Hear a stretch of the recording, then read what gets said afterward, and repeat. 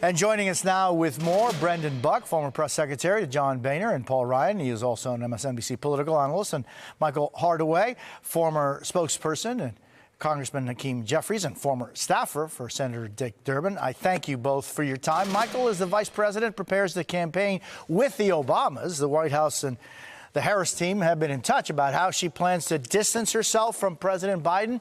Here's some of what she told Fox News. Let me be very clear. My presidency will not be a continuation of Joe Biden's presidency. And like every new president that comes into office, I will bring my life experiences, my professional experiences, and fresh and new ideas. I represent a new generation of leadership. Michael, how is she handling this issue? So here's the thing.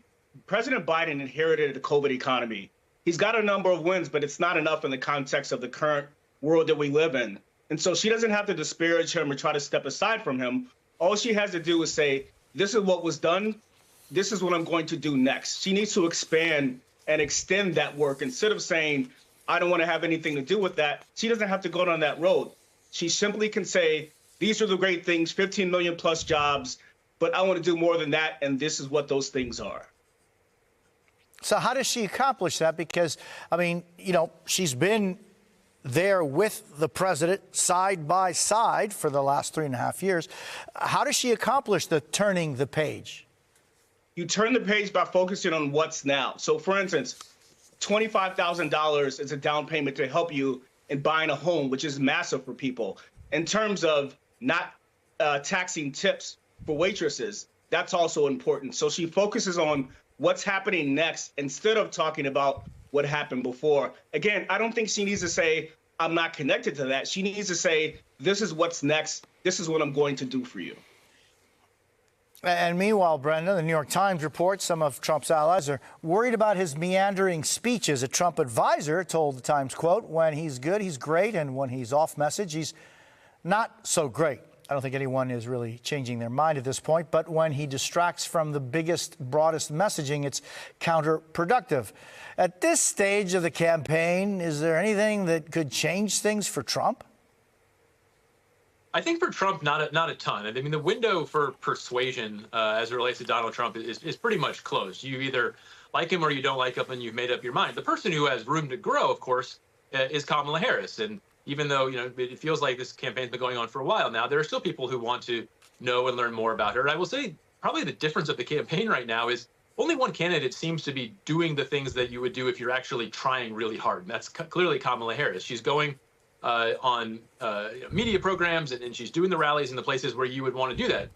Donald Trump, by contrast, is in places like California and New York, where he has no chance of winning. And of course, is not really using his opportunities to trade focus on her. Now, at the same time, it is starting to feel eerily similar to past campaigns where we are just sort of following around whatever Donald Trump does or says, whatever weird thing happens that day.